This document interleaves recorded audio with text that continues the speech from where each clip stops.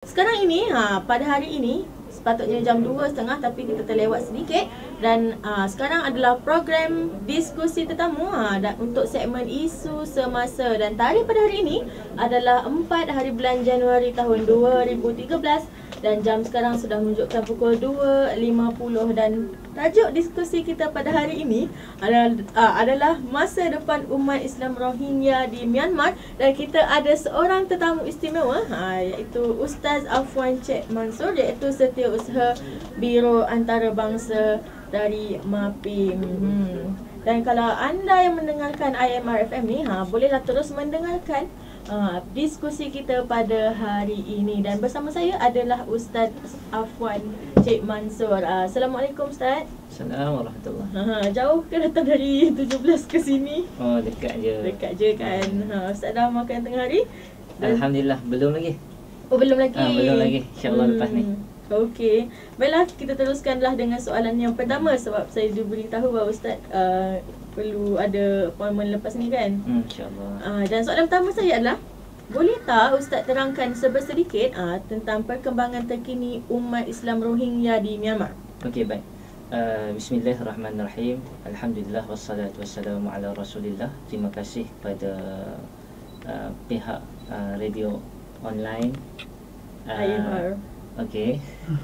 Dan sebelum kita membicarakan tentang apa yang terjadi di Rohingya dan perkara yang berlaku sekarang di Arakan, seharusnya kita melihat apakah sejarah di sebalik benda tersebut. Bahawa bermula daripada 1948 Myanmar mendapatkan kemerdekaan melalui revolusi yang kita katakan seperti mana yang berlaku di Malaysia. Bukan maksud saya revolusi seperti mana yang berlaku kebangkitan Arab Spring dan sebagainya. Yang saya maksudkan ialah apabila rakyat itu sendiri berlawan dengan pihak asing, iaitu pihak British. Maka British yang telah memasuki kawasan Arakan pada tahun 1754 di bawah British India telah memastikan bahawa Burma ini ada satu negara asing, dan Arakan yang dinamakan sekarang ini The Rakhine State adalah satu negara asing. Dan bermulanya kenapa mereka bergabung adalah pada 1948 apabila berpuluh-puluh tahun mereka berjuang. Bukan sekadar Myanmar telah dijajah oleh British, tetapi juga Arakan, Rakhine telah berjaya, telah dijajah oleh British. Tetapi akibat daripada kita katakan kerjasama yang erat daripada pihak Arakan dan pihak Burma itu sendiri, last kali mendapatkan kemerdekaan pada tahun 1948. Yang mana kalau kita tengok Arakan ini asalnya ialah keseluruhan negara dia, rakyat dia ialah beragama Buddha. Beragama Buddha. Yang mana pada tahun 1400 seorang raja yang nama dia Raja Naramikhla telah banyak, mereka seperti mana kabilah Arab Jahiliah dulu, banyak berperang. Bila banyak berperang, sampailah 1400 mereka berlawan sesama sendiri di antara kerajaan-kerajaan seperti mana kabilah-kabilah Arab, sama-sama Arab bergaduh. Dan last kali pada tahun 1400 mereka meminta bantuan daripada kerajaan Bengal, iaitu kerajaan Islam pada waktu tersebut. Sultan Bengal membantu cukup banyak untuk memastikan kejayaan Naramikhla melawan satu kawasan yang lain di atas salah satu kawasan dalam Burma.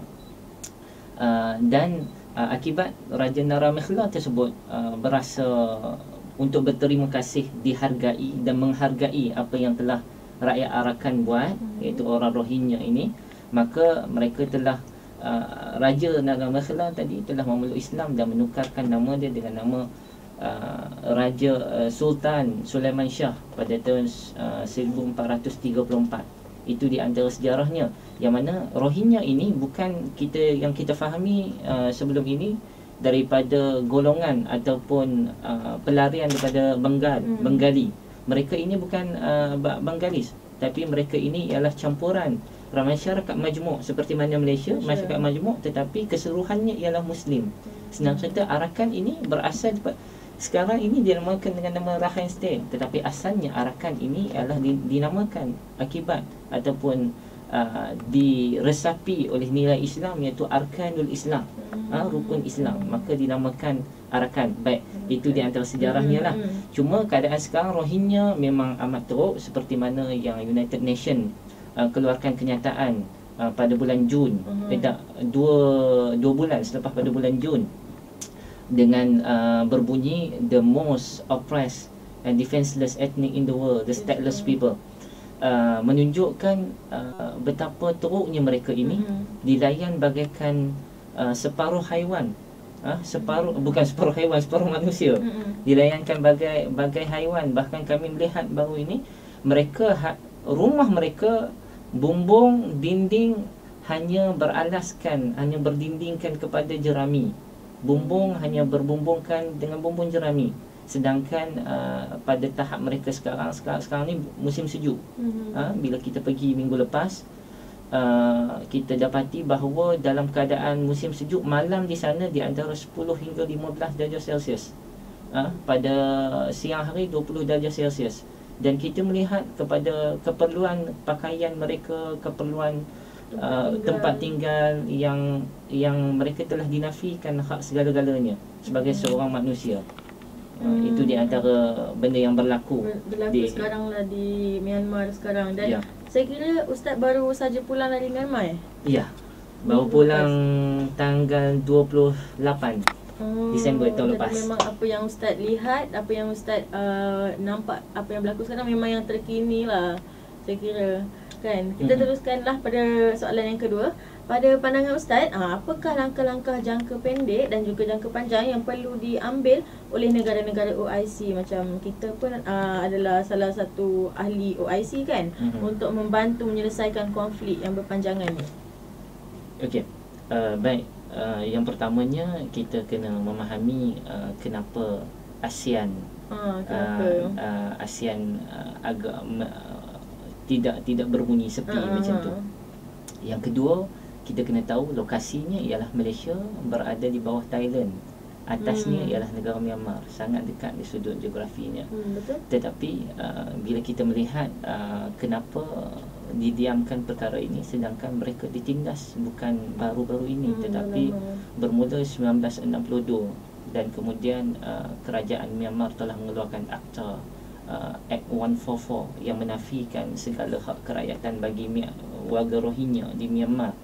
Dan jangka masa pendek yang saya nampak, bantuan yang amat mereka perlukan sekarang ialah shelter, iaitu rumah perlindungan, yang mana kita MAPIM baru-baru ni telah pergi ke sana dengan beberapa NGO yang lain daripada Haluan Malaysia, dan daripada PKPU daripada Indonesia, daripada IHH Turki, termasuk daripada Island memberikan orang kata bantuan jangka masa pendek lah. Yang pertama, kita dalam langkah menyediakan shelter. Untuk pengetahuan, di sana kita ada 11 camp pelarian yang meliputi ataupun mewakili 11 perkampungan. Yang mana kita, waktu saya pergi gitu, kita hanya dapat menyentuh 7 camp sahaja. Sedangkan 4 camp lagi kita tidak dapat sentuh. Dan sekarang ni yang hanya diberikan bantuan hanya baru 2 camp saja yang mendapat bantuan secara direct daripada MAPIM dan pertubuhan NGO daripada luar negara. Daripada 11 tu 2 je. Daripada 11 tu 2 saja. Amat sedikit dan amat menyedihkan. Kalau kita melihat satu lagi, makanan mereka memang masalah, sebab mereka tidak dibenarkan untuk akses. Mereka telah di curfew, telah disekat, telah diletakkan darurat kepada mereka. Mereka hanya dapat bergerak daripada pukul ada masa. Sebab itu saya kata mereka dilayan bagaikan haiwan. Mereka hanya dapat bergerak daripada pukul 9 pagi sampai pukul 5 petang. Mereka hanya dibenarkan untuk bergerak dalam kampung dan kawasan camp sahaja. Mereka tak boleh keluar, dan semuanya jobless, tidak ada pekerjaan. Yang sebelumnya mereka ada pekerjaan, sebelumnya mereka ahli perniagaan, sebelumnya mereka ada rumah batu sendiri. Bayangkan semua benda tersebut semuanya telah dirampas oleh Rakhine, dibantu oleh kerajaan Myanmar. Itu yang amat kita kecewa lah. Jangka masa pendek juga kita melihat memerlukan tube well, tube nak terjemah macam mana tube well ya? Telaga bawah tanah, tube telaga tu. Kemudian di antara lain ialah tandas. Sebab bila tak ada tandas, kami pergi sana penjaduk, orang kata terpijak bom. Terpijak bom tu. Dan saya kira dia punya keperluan asas seperti tandas pun tak ada. Tak ada. Jadi, bahkan sekolah langsung tidak ada. Mereka memang dinafikan hak daripada 1982, tidak boleh mendapat hak pendidikan.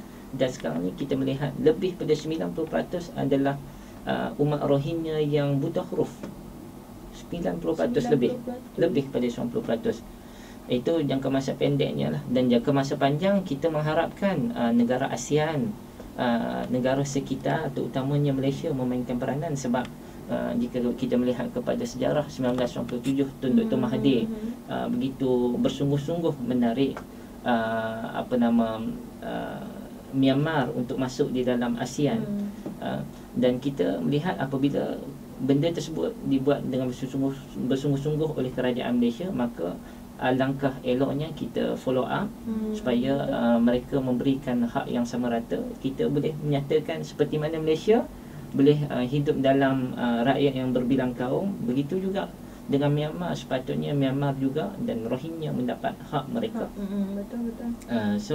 Untuk jangka masa panjang kita amat memerlukan pressure, iaitu tekanan antarabangsa terutamanya daripada pihak ASEAN, di samping pihak antarabangsa yang lain, terutamanya daripada PBB lah. Yang baru-baru ni alhamdulillah ada sedikit kekendoran daripada apa yang dilakukan oleh kerajaan Myanmar terhadap pelarian Rohingya. Daripada dibunuh, mereka sekarang dah menghentikan projek pembunuhan beramai-ramai. Itu bagi saya adalah satu kejayaan kecil. Tetapi pada masa yang sama, hak mereka sekarang dinafikan 100%. Dan itu yang patut kita perjuangkan. Isu ini ialah isu umat Islam yang pertama. Yang kedua, isu kemanusiaan, bahawa ia di luar batas kemanusiaan yang sepatutnya kita lawan dan kita tentang. Masih lagi kita membincangkan dalam diskusi tetamu bersama saya, Ustaz Afwan Cik Mansur, dengan tajuknya Masa Depan Umat Islam Rohingya di Myanmar.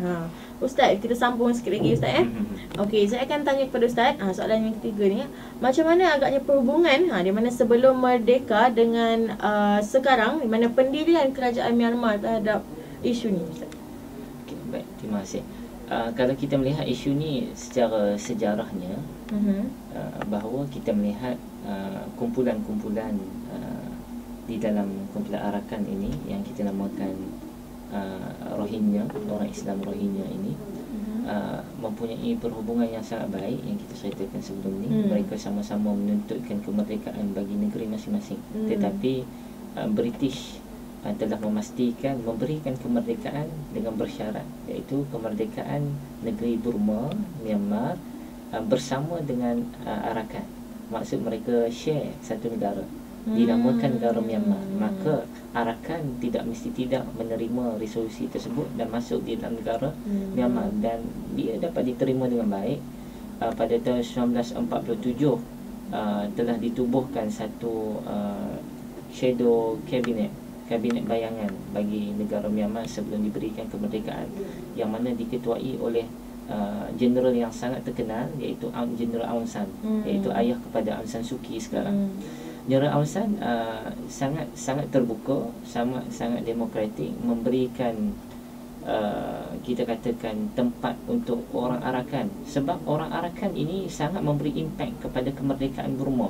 Seperti mana Malaysia kita melihat Tok Janggut, Tok Bahaman, Ibrahim Nimbong, semuanya daripada kalangan ulama, sangat membantu mendapatkan kemerdekaan. Tetapi selepas beberapa puluh tahun selepas itu baru Malaysia mendapat kemerdekaan. Tetapi bermulanya daripada mereka, first step. Maka begitu juga dengan Arakan. Orang Arakan Islam sangat membantu. Bila nampak British, mereka memang tidak mahu merampas hak mereka dan merampas hak orang Islam. maka mereka menentang dengan sehabis-habisnya dan memang sangat bersungguh bekerjasama dengan Jeneral Aung San memastikan Burma ini merdeka, pada masa yang sama Arakan juga merdeka. Tapi lepas pada benda tersebut, maka British melihat bahawa perlunya kita menggabungkan keduanya, menjadikan rakyat Arakan adalah minoriti di dalam Burma. Dan untuk pengetahuan, Burma ni dia punya mazhab Buddha dia berbeza daripada Malaysia. Mazhab di sana ialah bermazhab Theravada. Theravada ni sangat keras dan sangat ekstremis mereka. So apabila Jeneral Aung San buat tadi cabinet shadow cabinet, maka dia telah melantik dua menteri utama daripada orang Arakan, daripada orang Islam, yang mana pada waktu itu yang menjadi menteri ialah Ustaz, dipanggil dengan nama Ustaz Abdul Razak. Saya telah pergi melihat kubur beliau dan diceritakan macam mana diletakkan di kubur, dan memang kita tahu sejarah bahawa dia telah diasasinasi, telah dibunuh dalam pejabat pejabat beliau sebelum dilantik secara rasminya. Beliau dibunuh bersama dengan Jeneral Aung San. Aung San tersebut dibunuh oleh tentera sendiri, tikam belakang. Maka beliau dibunuh dengan bersama seorang lagi menteri Islam, yang mana untuk pengetahuan Ustaz Abdul Razak ni shadow cabinet tu, beliau memegang satu portfolio yang sangat penting, iaitu dia pegang Minister of Education and National Planning. Menampakkan kepada kita bahawa betapa Ustaz Razak ni mempunyai ilmu. Yang kedua, Jeneral Aung San sangat memberikan pengiktirafan kepada beliau. Yang ketiga, kita nampak betapa hebatnya taraf pendidikan beliau dan betapa beliau mempunyai pengaruh yang sangat kuat. Dibunuhnya Aung San Suu Kyi bersama dengan menteri-menteri Islam tu pada 19 Julai 19 Julai 1947. Sedangkan mereka mendapatkan kemerdekaan pada 1948. Kemerdekaan bermula daripada waktu itu sampai sekarang semuanya dipegang oleh junta tentera. Dengan kata lain, daripada dulu 1948 sampai sekarang presidennya ialah jeneral perang. Komunis memang sangat tertutup, memang sangat tertutup. Jadi kita melihat isu tersebut itu 50 tahun 60 tahun yang lalu. Tetapi apabila kita melihat sekarang, pihaknya terus menutup dan tidak membenarkan apa-apa akses diberikan kepada orang luar termasuk orang dalam sendiri. Dan sekarang ni kalau kita nak masuk atas nama Islam, memang tidak dibenarkan sama sekali. So kita masuk atas nama NGO ataupun atas nama dengan kata lain bisnes. Sebab kerajaan Myanmar sejak daripada kehadiran Barack Obama pada 2 bulan lepas agak terbuka. Terbuka di sudut memastikan hubungan antarabangsa dan menggalakkan foreign investment, pelaburan asing ke dalam Myanmar untuk menaikkan taraf ekonomi mereka lah. Dan itu adalah berita baiknya. Tetapi berita tidak baiknya, mereka terus menekan orang Islam sampai itu sekarang. Dan kita hanya boleh dibenarkan masuk atas nama lain selain daripada Islam. Selain daripada Islam, kita terpaksa menghidden, terpaksa menyembunyikan MAPIM, pertubuhan perunding Islam tu. Islam itu terpaksa dihapuskan. Kita hanya tak MAPIM je. Tanpa memberitahu apakah nama panjang MAPIM sebenarnya kan. Well Ustaz, kita teruskan pada satu lagi soalan yang mana kita lihat sekarang ni NGO dan juga pihak kerajaan Malaysia adalah juga membantu secara langsung umat Islam Rohingya ni. Jadi akhir kata daripada Ustaz, Ustaz lihat sejauh mana keberkesanan bantuan-bantuan yang dihulukan ni, dan apa harapan Ustaz terhadap para pendengar yang sedang mendengarkan kita untuk membantu masa depan umat Islam Rohingya ni? Baik, Alhamdulillah kita melihat umat Islam di Malaysia sangat membantu dan sangat prihatin. Apa-apa isu antarabangsa memerlukan donation daripada rakyat Malaysia amat bagus, amat pantas. Tapi kita melihat pada isu Rohingya ni, kebanyakan orang sunyi dan sepi akibat tidak tahu apakah isunya di sebalik isu Rohingya ini. Pada masa yang sama, saya menyeru juga NGO di Malaysia supaya mengambil tempat yang utuh dan bersungguh untuk isu Rohingya, sebab mereka dari sudut geografinya hanyalah berselang satu negara saja daripada Thailand, amat dekat dengan kita, naik flight 2 jam setengah je sampai kat Yangon. Dan kita mengharapkan supaya mana-mana NGO ikhlas untuk membantu tanpa memikirkan untuk mendapatkan mileage ataupun publicity untuk tempat-tempat tertentu saja, Gaza, Syria dan sebagainya, yang ialah kalau kita tengok memanglah orang-orang sana handsome macam Mahathir kan. Orang Rohingya ni muka macam saya je. Cumanya Nabi sallallahu alaihi wasallam sebut la fadla li arabi ala ajami, tidak ada perbezaan orang bukan Arab itu ke atas orang Arab. Dan begitu juga Nabi sallallahu alaihi wasallam sebut unsur akhaka adh-dhalim atau mazlum, tolonglah, bantulah rakan-rakan kamu, bantulah sahabat-sahabat kamu, sama ada dia tu zalim ataupun yang dizalimi.